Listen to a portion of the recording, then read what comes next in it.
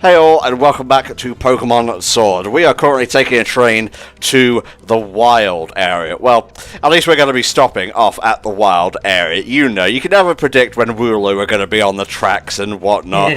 Just delaying a perfectly fine Galorian, train journey. But the wild area, for all its faults, I find to be pretty engrossing, actually. I spent a lot of time there during my casual Shield playthrough. I doubt I'll be spending as much time there, like, during Sword training moments and whatnot, but mostly because I know how the game works now, and Richie has helped prepare me for, the future by future-proofing my team, and so on. So yeah, there we go. A flock of Wooloo are on the tracks. We'll get to the wild area in just a second. There are goodies to be had right now. Well, there are always goodies everywhere. Oh, yes. But especially useful goodies in this particular room here. Yeah, might as well call this the goodie room. Assuming that you have played one of the Let's Go games at least, because otherwise you're shit out of luck here. These two in the corner will give you a special Gigantamax? Yeah, Gigantamax Pokemon, depending on which version you've played. If you've played both and you have save data, you will get that Gigantamax Pokemon. The Gigantamax Pikachu is essentially Fat Pikachu from the old games. The Gigantamax Eevee is just a big Eevee with an extremely fluffy collar. Yes, and I mean, it's adorable, and I love it. But it does bring up a whole thing. Obviously, we were going to get introduced properly to Dynamax and Gigantamax in a bit. We did see it in the opening cutscene, but we'll see more about it in a bit. Of course, yes. But I will say, I do wish that they had maybe streamlined the whole Gigantamax, Dynamax thing, and, just made the Gigantamax versions of those specific Pokemon that could, just the regular Dynamax version. So rather than having separate some Pokemon being able to Gigantamax and some not, just let all the ones that you created Gigantamax forms for Gigantamax. I think that just would have been a lot simpler and a lot less confusing, but hey, I don't design video games. I'll say part of what's annoying to me with these, like the Pikachu and the Eevee, is that because they are the special Gigantamax ones and their evolution forms don't have Gigantamax forms, yes, you can't evolve these. So it does kind of limit their shelf life in terms of how long you want to keep them on your party for. Well, I'm going to be showing, like, the Gigantamax Pikachu and the Gigantamax Meowth, and then they're going straight in the box, so don't expect them to have a long shelf life, as Flame says. What we are going to be getting momentarily is something that will be sticking around for the entire playthrough, because it's a new mechanic also brought over from the Let's Go games. It's essentially like a Pokemon box. I forget what it was actually called in there. It may as well have been called Pokemon Box for all I can remember, but it will allow you to switch Pokemon wherever you are, basically on the fly. There are certain areas it does not work. Obviously, gyms, I think, are off limits just so you can't cheat. I'm pretty sure, unlike with the Let's Go version, it does not heal your Pokemon when you switch them. So you still have to be kind of on the ball and watching their health and such. Yeah, so you haven't got like an infinite potion in your pocket that you can use any time. Yeah. But yeah, in terms of this game's design, it complements it really well, because as we're about to see, there's a lot of different wild Pokemon around, and it does encourage you to rotate your team a lot. So the fact that they've just made it more convenient to do that as and when you want, it does complement that design very well, I think. Definitely. Yes, they're on another level. That's because they're fucking huge. They're pretty big, honestly. Like, I would have liked to see some just stamping around the overworld, but I think the Switch may have exploded at that point. It may have, and the wild area would have had to be even less detailed than it already is. Oh no, you can see the tree just peeking out there. God, don't let the discourse start again, Mummy. I don't want to go back there. Well, I will start up the discourse by saying that the trees look really bad, and so do the fan-improved versions that are out there that just don't match the art style at all. Exactly. Like, if you're going to improve something, you have to make it fit the world. You can't just fucking slap an Unreal, asset in there and call it a day. To be fair, part of me would like to just, claim I got a remaster or something, and it's just like this game, but with one really good tree. But yeah, this is the wild area, and I will say I like this a lot in terms of like a practical sense. Yes. It's cool that you've got so many fucking Pokemon around that your team could be just about anything within the confines of the Galar Dex in this game, and that is great. Visually, it's just a big empty field. Yeah, it's kind of rough.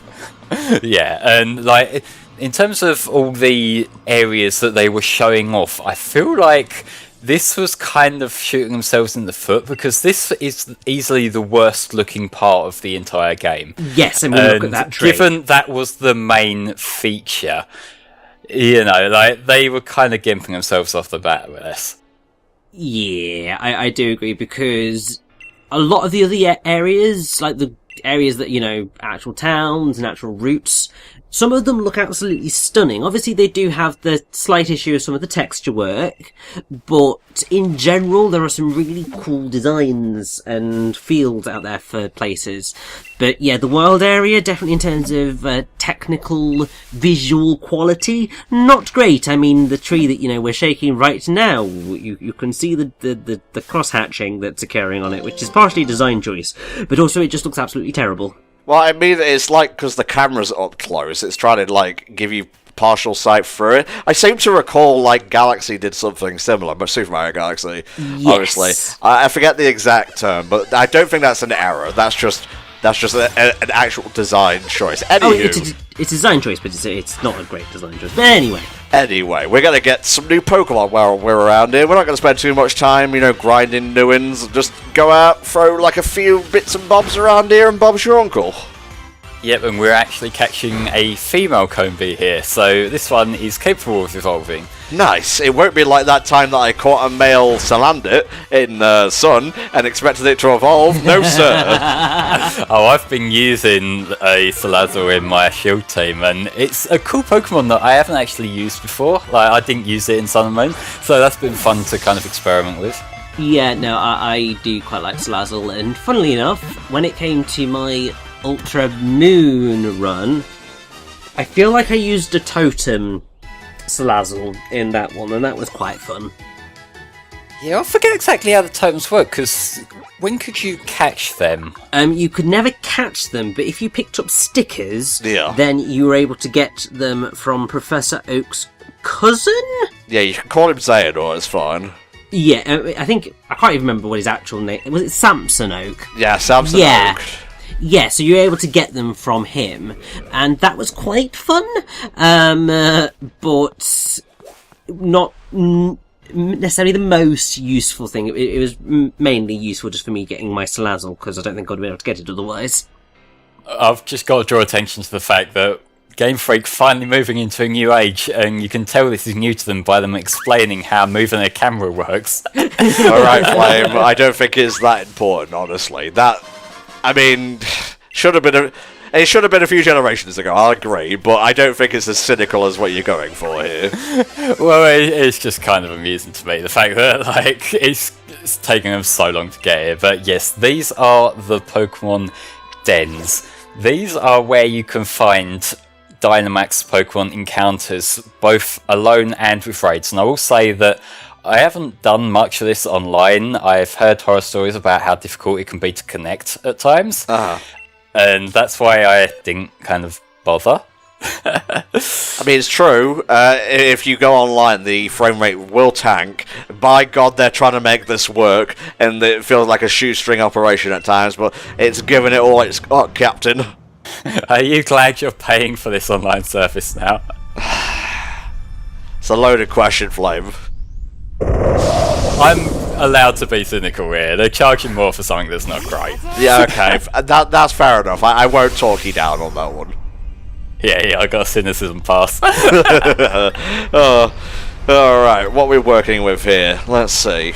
You've only got one actual move there. Yeah, I like that you've just thrown this out of the box and it doesn't have any offensive electric attacks. Alas for poor Entom.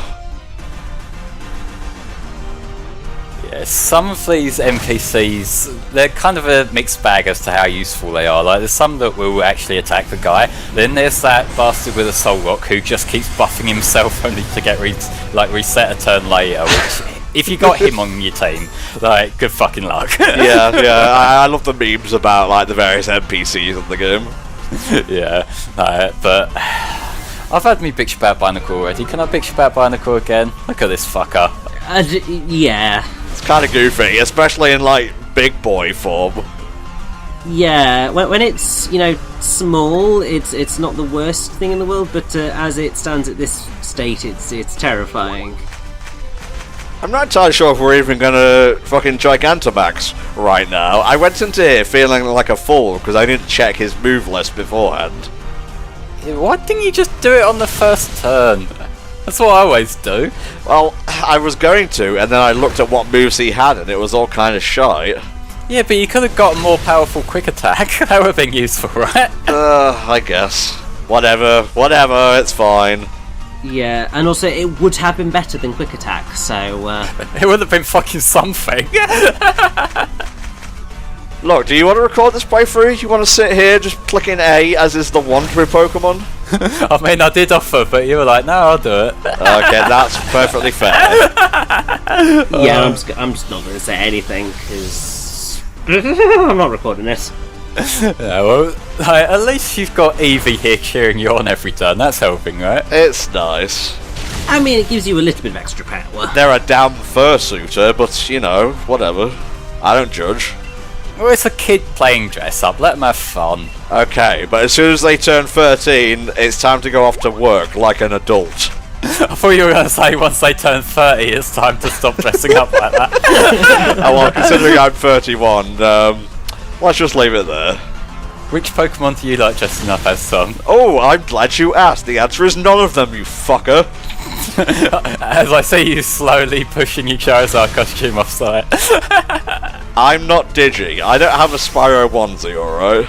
To be fair, that's a cool Spyro onesie. It kind of is actually, yeah. Oh, here we go. Yay! Finally! Time to become the chunk you are destined to be. Small ball becomes big ball, and then it's like, yeet! Here we go, listen. Wait for it, here it comes.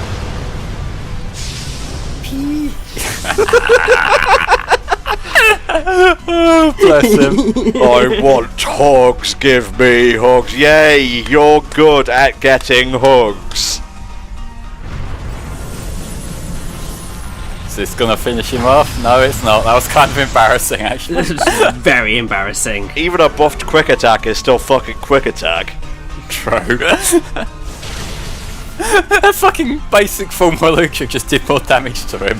Well, this is a very basic Dynamax raid, so thankfully we're all good in the hood here. One more move and things should be crushed together, then we can catch this fucker.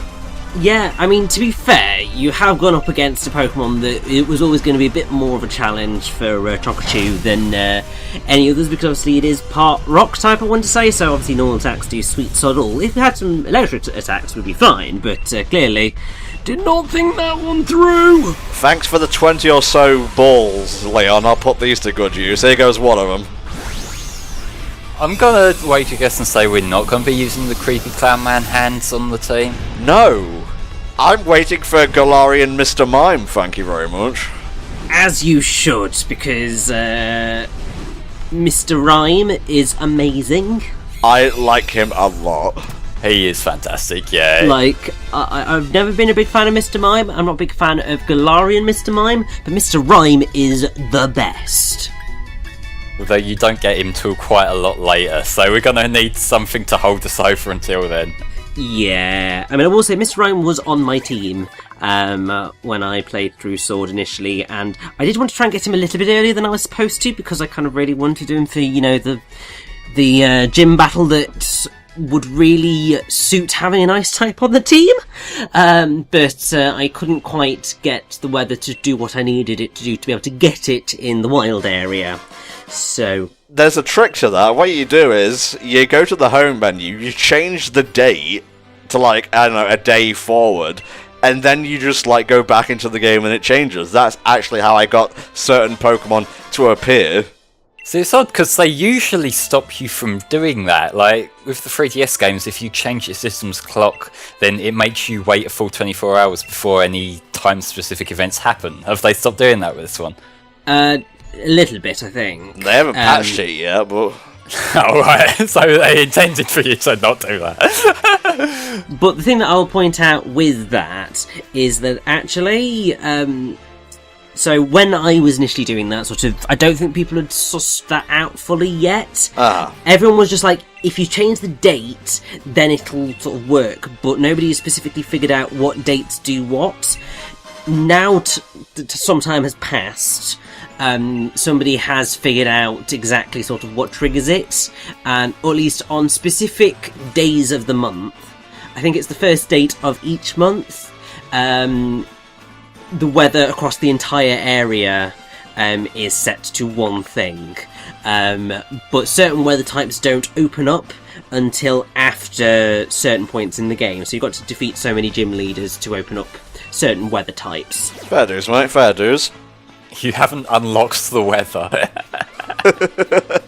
I know, well, how daft. I mean, you had to beat all the science things in Marvel's Spider-Man to be able to change the time of day, but that was an entirely different kettle of fish, because the actual story dictated how the time and whatnot, the time of day went. Here, I couldn't even fucking begin to tell you how the day-night cycle works. Oh, it makes no sense. Does seem a little bit out of reach, doesn't it? Like, I feel like certain areas are set to be a certain time.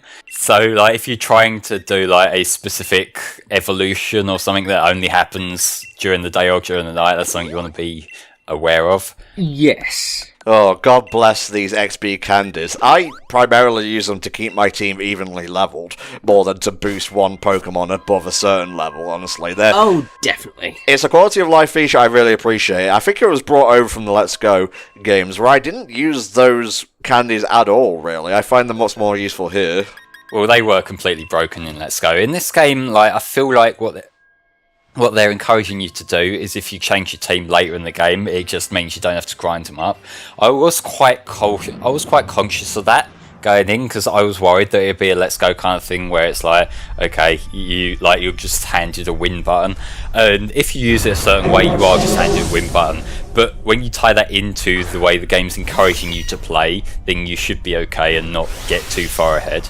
Oh, definitely. And also, to be fair, unlike the Let's Go games, because, I mean, to be fair, I can't actually remember how you get the candies in that one, it does feel like, you have to do some work to get those candies, so, like, they feel like a suitable reward for what you're doing. You're sort of fighting a Pokemon that's a bit more of a challenge, technically, and yay for the long cats! This absolute unit right here, I really do like this Meowth, I'm gonna be honest here. Well... agree to disagree. I think it's neat, it's a novelty, but it's another meme at the end of the day, so it's fine, whatever. Also, his cry is actually Meowth's Japanese voice actor. Oh, that's awesome. It's a shame they didn't get the English running. I think it's Carter Cathcart who voices Meowth now, and like, he's no Maddie Blaustein, but he does do a solid Meowth voice as well. Fair dues. God, he's so round, look at him, this bird boy, this lad. Yeah, we got the tall one and the short one, and they're just towering over everyone. But yes, the G-Max Gold Rush attack, you can kind of make some money doing this. Oh yeah, we're gonna get some Wonga here. Oh yes, we are. It helps when you have super effective moves, doesn't it? It sure does, Richie. It helps when you have any fucking moves at all, to be fair. Look, alright, it's not Chonkachu's fault that I didn't go in with an action plan. Yeah, well, it technically is. It's not Chonkachu's fault that he didn't have any moves, but, yeah, you really should have given him some moves. But I don't know whether you really have the option to at this point in the game, whether it's easy enough to, access the moves that would have made that easier, but does it really matter, because the Natu's nearly dead anyway? I think he's dead now, pretty much. Will confusion work? It hit itself, goddamn. God damn it, Snorlax, you had one job here. Are we going to get cooked out of victory again? Yes, we are. It was the Eevee both times. What does this girl know about the art of Keikaku? The art of creating a plan and putting it into action? By actually training her Eevee, not just getting one through Mystery Gift and rolling with it. Ah, look, alright.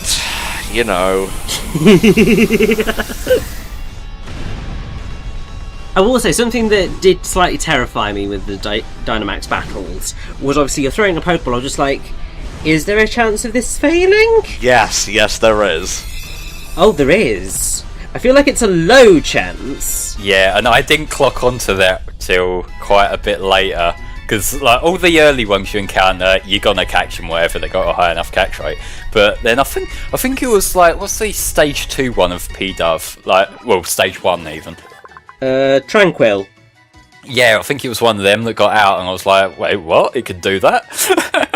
That'll be fun when I'm looking for like Gigantamax Snorlax or whatever. Speaking of, I should probably get on that before the distribution date is expired.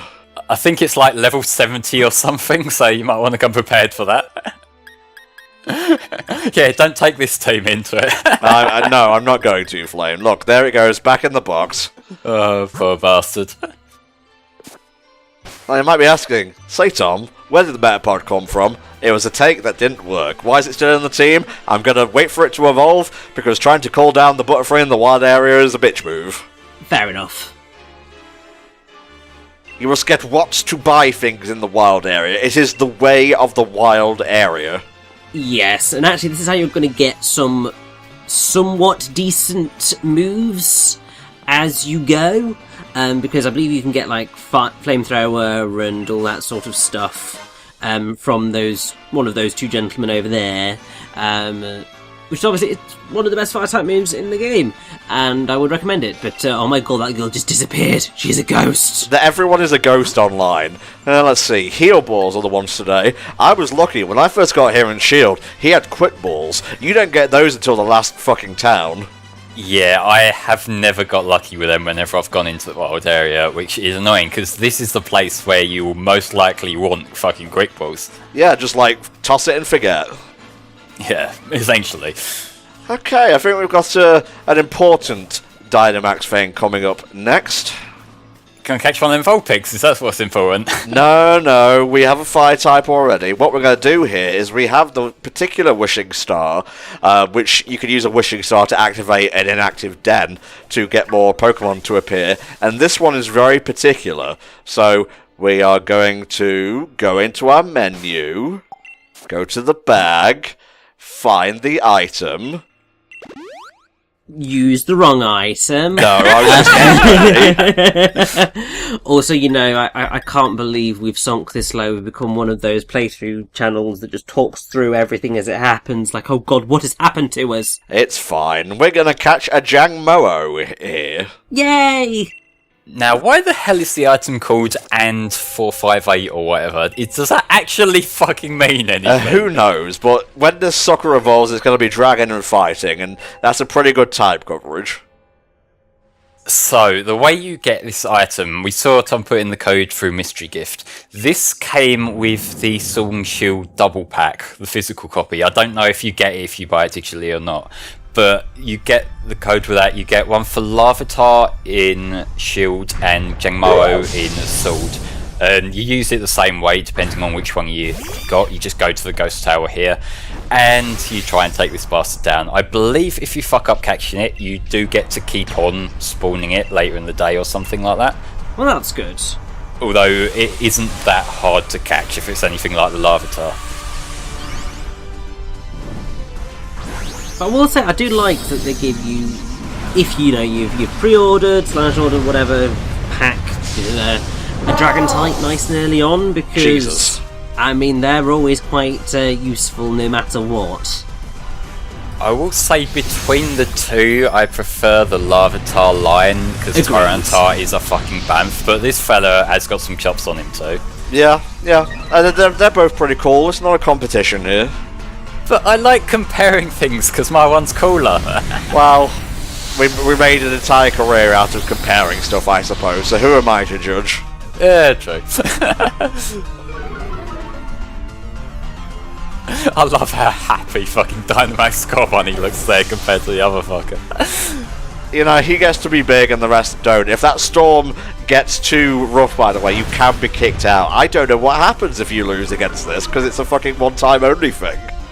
Well, like I say, you can re-challenge him later, but...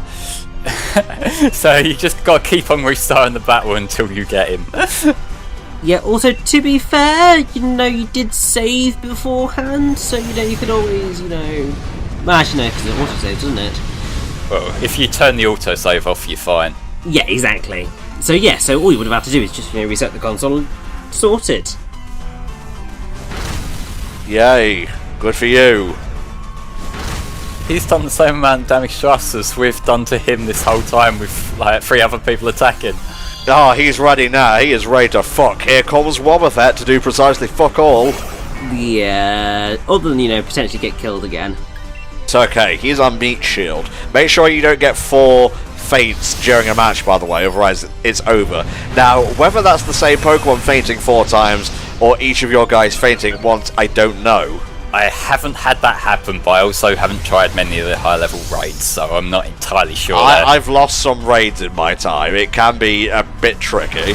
I mean, my assumption would be that it's 4 in total rather than 1 4 times, purely because otherwise this would be a little bit too easy, I suppose.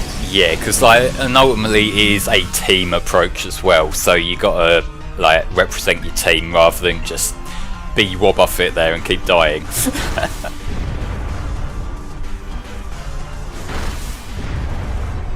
Come on, nearly there. So very close. Oh, Jesus Christ. It's fine, it was Wobbuffet. He hates that Wobbuffet. I don't know why. He really does. But hey, at least, the Wobbuffet didn't die this time. I mean, that's a positive. Indeed, it is. Well, I'm thankful for the safeguard, even if it's not going to do much.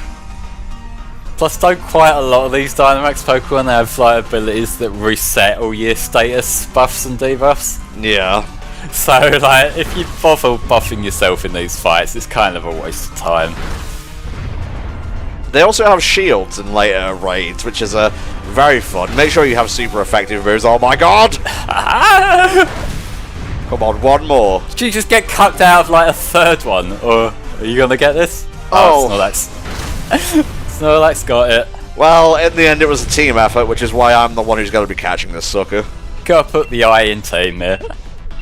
How does this work if you're playing online? Do you all get a chance to just catch the same one?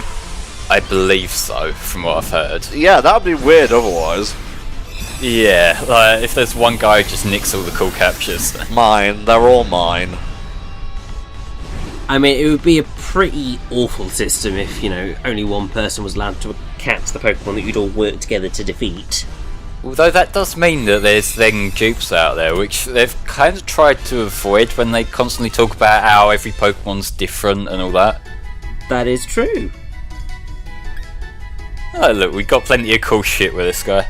And also you've got a decent dragon move as well. Yeah, TR for Dragon Claw. Already, like we've mentioned, there are TRs which are one-time things, similar to the old TMs, and we have the new infinite use TMs.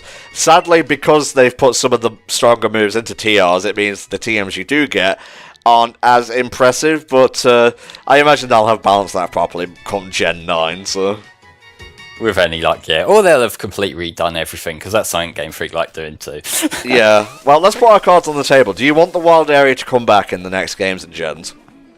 I want the idea of it to, I like having a big open space with this huge number of different Pokemon you can encounter. I think what would work better is if there were several, more themed ones, so they could actually make it look a little bit cooler and, not have this whole big empty field thing going on. Yes, I agree. I think, in concept, yes, I would love to see the wild area return. In execution, if they, brought it back exactly like this, not so much, because it would just feel like a retread and just nowhere near as fun as it perhaps could or should be. But these things happen, and we'll see. Game Freak don't really have the best track record with iterating on ideas, as seen by, Mega Evolution. Yes. Z-Moves. Yes. There's no way Dynamax is coming back after this. Fuck no. Like, this is the most egregious gimmick yet. It's just them growing big. Essentially, yeah. It shows up in such contextual moments that it's really not as sort of fun as it perhaps could be. I think that's why Dynamaxing just feels a little bit pointless in the grand scheme of things. It feels cool in the gym battles because, it makes the whole final Pokemon bit seem really awesome. But outside of that, it's a bit like, it's a thing. Whereas at least like Mega Evolution and the Z moves felt like they had a little bit more to them. They had a bit more use in general battle, which made them somewhat exciting, which is why I'm disappointed that they replaced them with this, but it could have been a lot worse. The thing with this particular gimmick is that the novelty of it wears off very quickly. It's like, you see your Pokemon, it's bigger now, repeat like 30 odd times. It kind of doesn't have the same impact as like all these different Pokemon you catch could potentially have this extra optional form, and like, you got your Mega Evolutions, and the Mega Evolutions also got things like extra abilities, some of them change type, it kind of had a lot more substance to it. And like, even when you get to the special moves in Sun and Moon, like, you still had that bit of flexibility to kind of tweak it up a little bit more. Whereas like, even in terms of the like story battles, gym battles and whatnot, ultimately it is just on the final Pokemon, you Dynamax, your opponent Dynamaxes, and then the battle ultimately just plays out the same. Yeah. So it's no real biggie, it doesn't really affect all that much in the grand scheme of things, and it just is really underwhelming. I mean, it's more balanced in the fact that you can only Dynamax or Gigantamax for 3 turns, but you might as well just play normally at that point. Exactly. Yeah, it's just 3 terms of, your Pokemon's slightly bigger and they got some different moves. Cool. Oh, jeez. That sure is a sound effect. Yeah.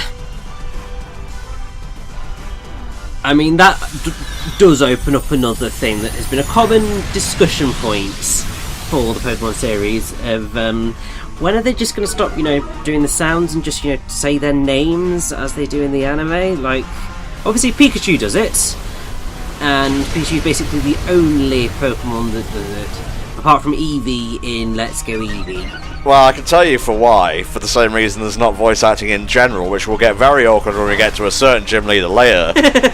Because it has to go out to like 50 countries or whatever, and they simply do not want to handle the localization. I'm glad that you said do not want to handle localization, because it's not a matter of they can't do it, because, Fire Emblem Three Houses came out, and that has a lot more dialogue in much more variable situations across a much longer game, and they managed to do all of that voiced. I was surprised that nearly every bit of dialogue was spoke for the most part. Yes, so it's not a case of they can't do it. They definitely can, and they definitely have the money to do it. And also, it helps because, they don't really, apart from the new Pokemon, they don't have to go out and cast them. They can just go, hey, could you just, come in, do your thing, and once they've got them, they can just keep reusing that audio for as long as they bloody care for. At least, until it becomes not high enough quality, but as long as they do it high enough quality at this point, they could just keep reusing it like they're reusing the models. Saves you trouble. Even if they weren't re-recording, you could remaster the old ones. It's possible. Exactly, and it's possible. It would be quite noticeable next to new, fresh ones, but Well, I suppose it depends how they recorded them to begin with. But either way, it's one of those things. Once again, of going back to Pokemon has the funding to be able to do these things. It just maybe doesn't have the time that it should do. And the funding isn't put in that should be to sort of resolve some pretty simple but time-consuming issues that people have had for a very long time. I never really gave my opinion on the wild area. What I would like is for them to take the wild area, and this is a crazy idea, right? I'm going to need you to hop on Entom's brain logic train here, because this is a toughie. Oh god. Right, I'm working up to it. Take the wild area and make it the whole game. Nah, I like my enclosed like towns and places like that. Now, you might say that's too much for a Pokemon game. The way the routes are laid out in this game, you could absolutely have areas the size of the wild area, because it's just a straight fucking line sometimes. Yeah, the thing is that having like a big open world sounds cool until you realise that means you've got to walk around in a big open world. I never said open world. I said take the concept of the wild area and put it into the route system. Well, I mean, that's kind of how it works anyway. You've got patches of grass with Pokemon that wander around in them. Like, granted, you could do with having a wider selection in some routes of Pokemon that can appear. Yes. But ultimately, that's just what's going on. Like, unless you mean like the whole having a random Shiftry just bopping about. Yeah, on his stuff own like there. that. Yeah, I suppose so. Like, if you just bring in some more powerful ones to make it worth your while revisiting the earlier routes. Yeah, bring all the camping, which is available anywhere outside the wild area. Bring in all the online stuff, and just make that the whole game. Imagine if this wasn't just a hub; it was like every single route for the most part. Yeah, I think that could work. I mean, I would say that probably actually going along the route of, you know, just making the game more open world in that sense of trying to get rid of those loading screens if you can, because like in previous Pokemon games, like I never really noticed loading screens. I think because there really weren't any. So having them in here just was just like that's a bit sluggish. That's not what I was expecting. I was expecting to, you know, roll through this whole thing and it be exciting and so on and so forth, even though obviously I knew it was going to load, but it was very noticeable, and I would like that to leave if it could possibly do so. Richie doesn't like that, no. Convenience for the developer's sake? No. Okay, here is the Pokemon camp. It's a thing. It's a bit of fun sometimes just to play with your Pokemon and torment them with that little toy thing, but, you know, it ultimately is just a tool to heal yourself in longer routes, I guess. Basically, it's Pokemon me, but better, really. Let's just put it that way. I didn't really use a Me or Plug or any of them kind of things. I remember using Refresh a little bit just because I wanted a Sylveon in Gen 7, but other than that, I didn't really touch it.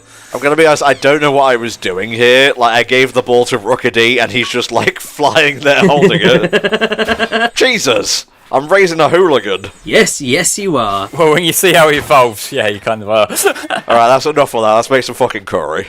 Yes.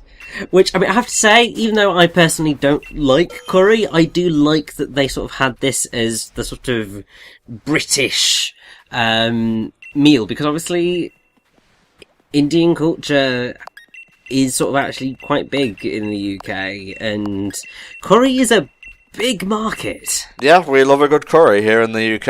I'm surprised to find how many people don't realise, like, how mixed our food culture is, honestly. But when you look at base English food, you can see why we would adopt some other cultures' favourites and whatnot. But you pick an ingredient, you put some berries in, you fan the flames, you spin the thing, and then you give it a bit of love at the end, and bada bing, bada boom, you got yourself a curry.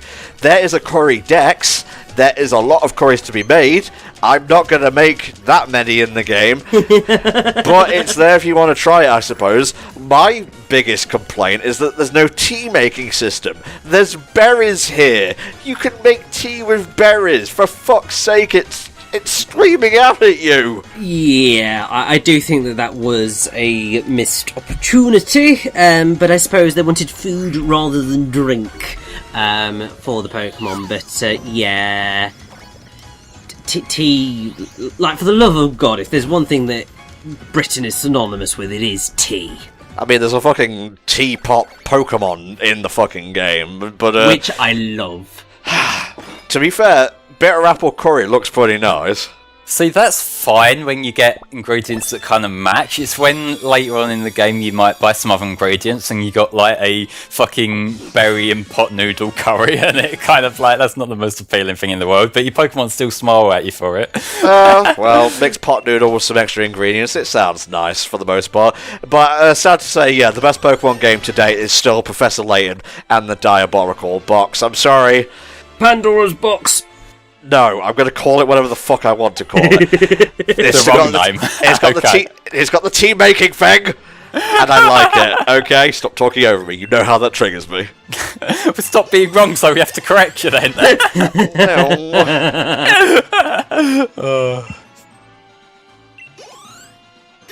And now, utter silence as we come to the final minute or so of the part, because we would be like, right, we hate each other for the love of God. That's fine. We're just going to evolve Tento and watch how the design just improves dramatically. Oh, yes.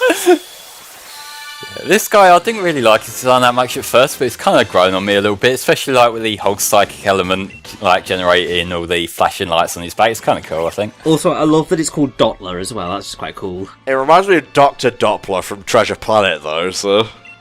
I was thinking Dr. Doppler from fucking X3. Oh, yeah. Oh, he's learning psychic moves. I wonder what type it's going to evolve into. Well, it's already Bug Psychic here. Well, shit damn. There you go, you got some psychic stab moves off the bat. Indeed. Alright, let's continue to give candies and whatnot. More for the candy god. You know, that's not good for their teeth, right? Dude, it's called Fang. I think it's going to be fine in the teeth department. Well, we've already talked about how it's compressed into its face. I think it's got problems as it is. Well, we'll see.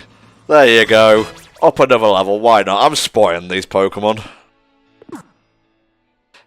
Well, I just love too much, that's my problem. Alright guys, this has been the wild area. We showed off raids, we showed off the online portion of like talking trainers and Pokemon Camp, but now it's time to move on to Motostoke, the first big city of the game, and I like this place, so we'll see you next time. Bye bye.